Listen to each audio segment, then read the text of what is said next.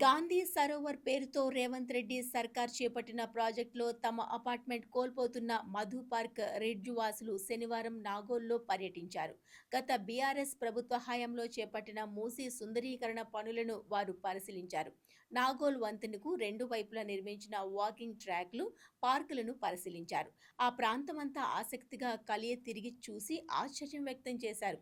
BRS నాయకులు రెడ్కో మాజీ chairman why Satish Reddy వారికి అభివృద్ధి పనుల గురించి వివరించారు. ఇండ్లు కూల్చకుండా ఎలా అభివృద్ధి చేశారో వారికి చెప్పారు. ఆ ప్రాంతాన్ని చూసిన మధు పార్క్ రిడ్జ్ వాసులు చాలా సంతోషం వ్యక్తం చేశారు. గత బీఆర్ఎస్ ప్రభుత్వం చేసినట్లుగా ఎవరికీ నష్టం లేకుండా మూసిని ప్రక్షాళన చేయాలని సర్కారుకు సూచించారు.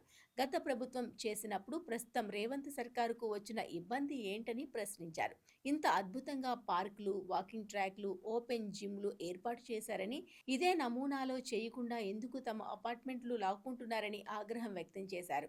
ఆ నాగోల్లో మూసీ అభివృద్ధి పనులను చూడటం తాము న్యాయపరంగా పోరాటం చేయడానికి కూడా ఉపయోగపడుతుందన్నారు. గత ప్రభుత్వం చేసినట్లుగా కాకుండా మూసీ నది వెంట ఉన్న వేలాది ఇళ్లను కూల్చేసి అభివృద్ధి పేరుతో రియల్ ఎస్టేట్ వ్యాపారం చేయాలనుకుంటున్న సర్కారుపై కోర్టులో పోరాటం చేస్తామని వెల్లడించారు.